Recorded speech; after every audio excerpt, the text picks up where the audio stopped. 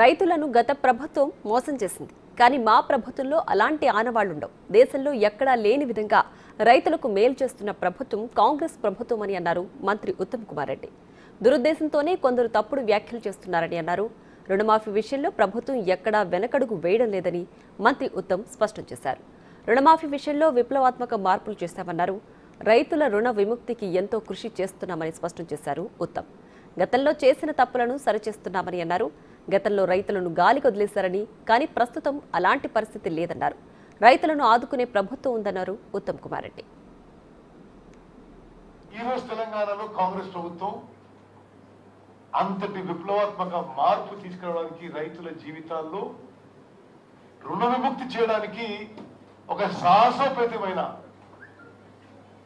ఒక revolutionary step మేము తీసుకున్నాం.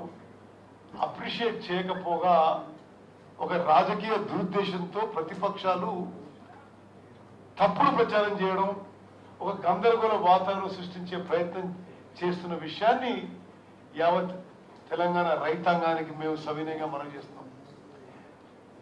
మేము మరోమారు స్పష్టమైన హామీ ఇస్తున్నాము. మేమిచ్చిన మాటకి కట్టుబడి ఉన్నాము. 2 లక్షల రూపాయలు రుణమాఫీ వరకు 15 ఆగస్టు అంటే 15 ఆగస్టుకి పూర్తి చేసినాము. కానీ మిగిలిపోయిన వాళ్ళకి ఏ కారణంగా మిగిలిపోయినా, ఆధార్ నెంబర్, ఆధార్ డీటెయిల్స్ సరిగ్గా లేకున్నా, రేషన్ కార్డు లేకున్నా, పాస్బుక్ లో ప్రాబ్లం ఉన్నా, కొంత బ్యాంకర్స్ డీటెయిల్స్ ఇవ్వకపోయినా, వాళ్ళందరికీ తెలంగాణలో ప్రతి రైతుకి 2 లక్షల రుణమాఫీ పూర్తి చేయడానికి ఈ ప్రభుత్వం కట్టుబడి ఉందని చెప్పి నేను మరోమారు మనవి చేస్తున్నాను. ప్రతిపక్షాలు ఒక తప్పుడు వాదనతో, ఒక రాజకీయ దురుద్దేశంతో రైతుల్లో ఆందోళన కలిగిస్తున్న విషయం గమనించి చాలా విషయాలు క్లారిఫై చేయాలనే ఉద్దేశంతో ఈ ప్రెస్ మీట్ పెట్టడం జరిగింది. నిస్సందేహంగా స్వతంత్ర భారతదేశంలో ఈరోజు తెలంగాణలో కాంగ్రెస్ ప్రభుత్వం, ముఖ్యమంత్రి రేవంత్ రెడ్డి గారు, ఉప ముఖ్యమంత్రి బట్టి విక్రమార్క గారు, వ్యవసాయ శాఖ మంత్రి తుమ్మల నాగేశ్వరరావు గారి ఆధ్వర్యంలో చేసిన రుణమాఫీ స్వతంత్ర భారతదేశంలో ఎక్కడ ఎన్నడూ జరగలేదు.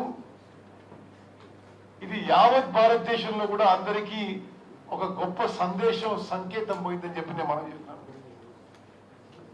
నేను గత 5 ఏళ్లు పార్లమెంట్ లో ఉండి అనేక రాష్ట్రాల్లో అగ్రికల్చర్ డిస్ట్రెస్ గురించి అనేక విషయాల్లో పార్లమెంట్ లో కూడా చర్చల్లో పాల్గొన్నా.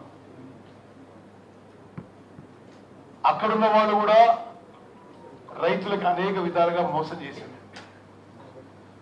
వాళ్ళు ఏనాడు కూడా కేంద్రంలో ఉన్న వాళ్ళు, మన్మోహన్ సింగ్ గారు ప్రధానమంత్రి ఉన్నప్పుడు దేశవ్యాప్తంగా రైతులందరికీ రుణమాఫీ చేసిన తర్వాత, ఆ తర్వాత వచ్చిన బీజేపీ ఏనాడు కూడా రుణమాఫీ అసలు మాట కూడా మాట్లాడలేదు.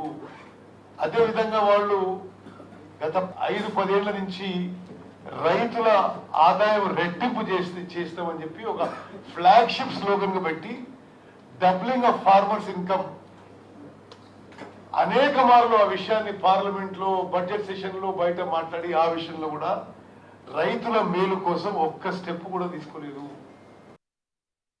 మేము అధికారులు వచ్చిన రోజు నుంచి గతంలో వేసిన అనేక తప్పుడడుగులను కూడా రైతుల విషయంలో కరెక్ట్ చేశాం.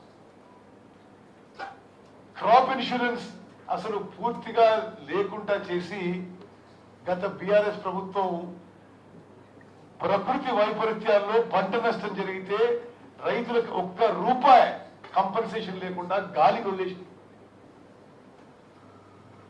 అనేక మార్లు ఆనాడు ప్రతిపక్షంగా మేము వడగండ్ల వాన గాని, వరదలు గాని, మరి ఇటువంటి ప్రకృతి వైపరీత్యాలు ఏమొచ్చినా మీరు ఇన్సూరెన్స్ చేయండి, రైతులు ఆదుకోమంటే ₹1 ఇవ్వలే గత బీఆర్ఎస్ ప్రభుత్వం. మేము రాగానే క్రాప్ ఇన్సూరెన్స్ తిరిగి మొదలు పెట్టినము. అదేవిధంగా ఈ పంట నుంచి సన్నాలకి 500 రూపాయలు బోనస్ ఇవ్వబోతున్నాము. అది మరోమారు నేను స్పష్టంగా తెలియజేస్తున్నా. సన్నాలకి 500 రూపాయలు బోనస్ ఇవ్వబోతున్నాము. మేము అధికారం వచ్చిన తర్వాత వడగండ్ల వాన గాని ఇటువంటి ఏ ప్రకృతి వైపరీత్యం వచ్చినా రైతులకి కంపెన్సేషన్ ఇచ్చినాము, మీరు ఇవ్వలేదు. అదేవిధంగా రైతుల నుంచి వరి ధాన్యం ప్రభుత్వం కొనుగోలు చేసినప్పుడు గతంలో పైసలు రావడానికి నెల, 2 నెలలు, 3 నెలలు పట్టేది. 3 రోజుల్లో ప్రొక్యూర్మెంట్ లో వరి ధాన్యం కొనుగోలులో రైతుల ఖాతాలకి పైసలు చేర్చిన ఘనత నేటి కాంగ్రెస్ ప్రభుత్వం విషయం